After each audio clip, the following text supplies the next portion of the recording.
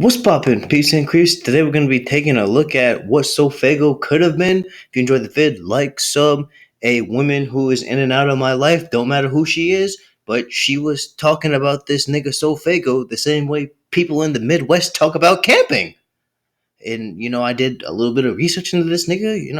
I guess he was kind of a big deal. So, I said, all right, let's boogie. Sofaygo was the next artist on the come up and seemed to be the face of the new SoundCloud era. But now with a What the fuck? Okay, see, I've never seen this nigga. I can't really name a song by him.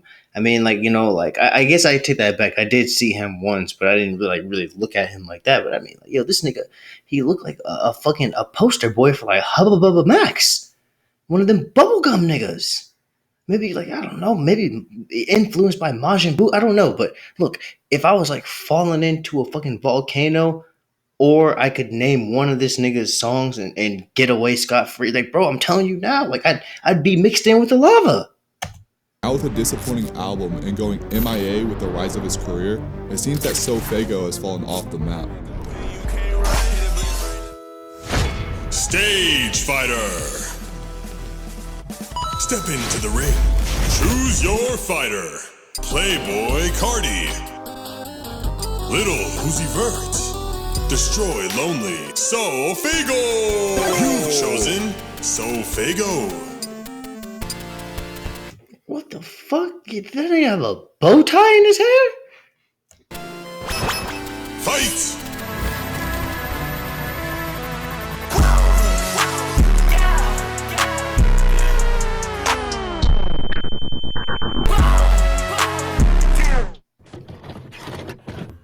Sofaygo's music started gaining traction in 2019 and early 2020.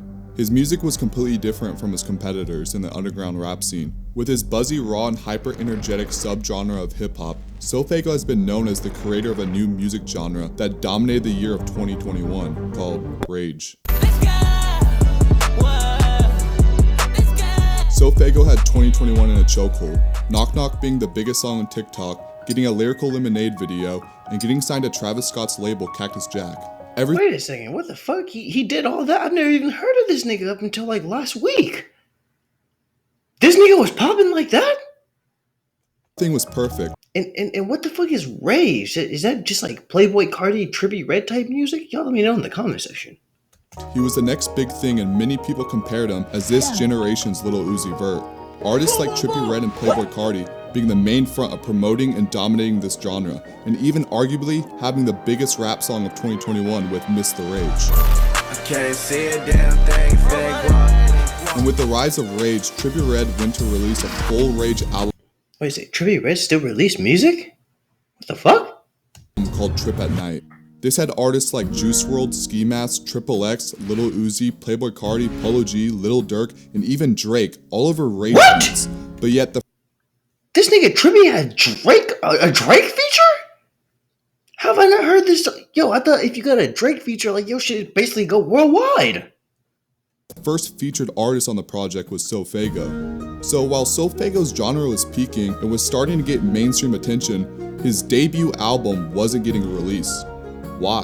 Well, this could have been because of his label Cactus Jack and how previous years they haven't been able to contain rising artists like Sheck West or Smoke Perp, but could also be that Faygo put his music to the side once he gained fame. You start getting all that attention and money and think you can just sit around and let indie music be anticipated from a long span of time. And while this is a case for a lot of artists, we don't see this for musicians early in their career. Successful artists capitalize on their music to grow their following and recognition early in their music career, so later they can sit back and enjoy themselves. But Faygo wasn't on that level yet. He wasn't a Playboy Cardi, Frank Ocean, or even a Kendrick Lamar that could just wait, and that's what had people turning on him. And by the end of 2021, there was no album to be seen, and Rage music was dying out and evolving. And while music is always evolving, I think a big part of the reason why Rage music evolved so early was due to Playboy Cardi's Whole Lotta Red. Never too much. Never too much. Yo, at this point in time, actually, even a little before this, this is when, Young Boy and fucking Moneybagg Yo and all them was popping out, wasn't it? This is when the Hood era fucking took over. And while most people didn't enjoy the project at first, including myself, It's ass. Playboy Cardi's ass. This album turned out to be a revolutionary, genre-bending project that changed rage and rap music and inspired a new generation of. Yo, that's facts. I mean, hey, that song with Kanye, "Go to the Moon." Like I'm telling you, hey, that after he fucking made that verse with Cardi, you know, after Cardi left the booth and shit, Kanye was probably scrubbing the studio with holy water. Rappers. Cardi's rage music was a mixture of electronic, punk, and rap music. And while this sound was dominating the underground scene, Cardi went on to create his own label called Opium.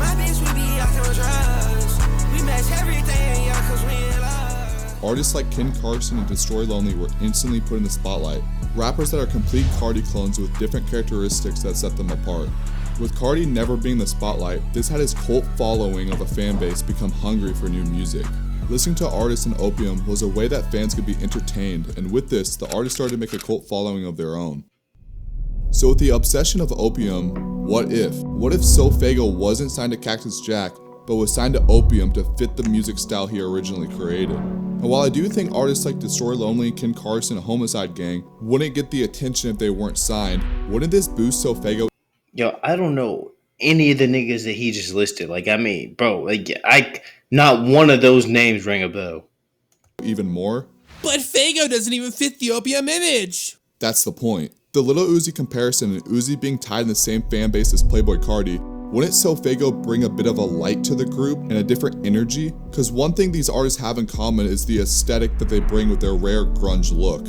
But even if Faygo remained the same or changed his style, he would easily be the second biggest That nigga Cardi, yo, bro, like the Undertaker. artist in the group, and he would have collabs like sofaygo and Ken Carson that would feel a bit of an underground version of Playboi Carti and Lil Uzi Vert if they were raised.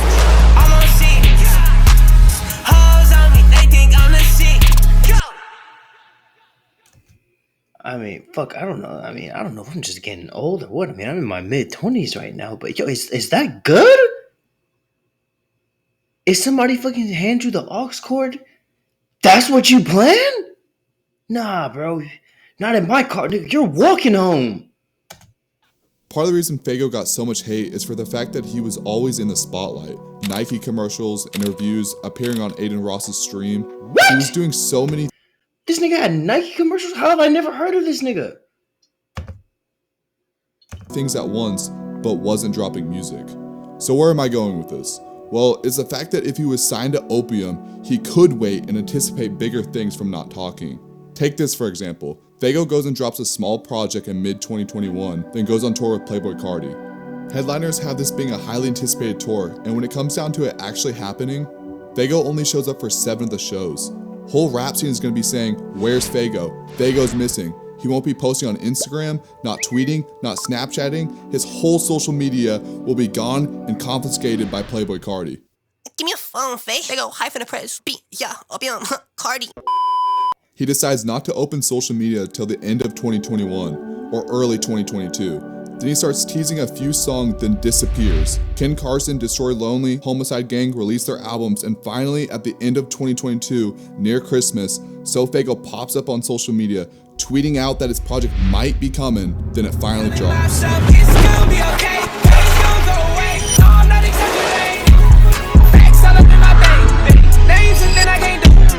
Now this is definitely some alternate universe type.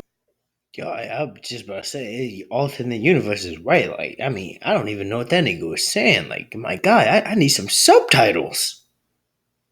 Shit, and this is definitely just a what if, and I'm not saying sofaygo needed Opium to have a successful music career. All he had to do was drop. So let's say Cactus Jack is the reason he couldn't drop. He had the whole underground scene biting and experimenting off his sound. People like Can, Koshai's, DC the Don, The Holiday, Young Phazo, and while those artists are doing well, sofaygo has always had the edge and was a bigger artist even without dropping. But there Yo, all them niggas, like, they sound like Power Rangers villains. Like, what they niggas say his name was Phased Out? Like, nigga, I don't know any of y'all. was one artist that was on the rise during the same time as Faygo. He had the rage element to his music, but the only difference was he took the advantage of the opportunity that sofaygo had. 2 years ago, they were both highly compared in the underground scene. But now this artist in 2 years has managed to be the 41th most streamed artist last year. Yo, I will pull a gun out on the fucking camera if you don't drop that motherfucking name. one number under Ariana Grande, and this artist is still considered to be underground. He has Like the hype and anticipation this nigga's building, it's insane. completely dominated the charts and has the most trending sounds on TikTok ever. Yeet is everything Sofaygo is supposed to be. Yeet.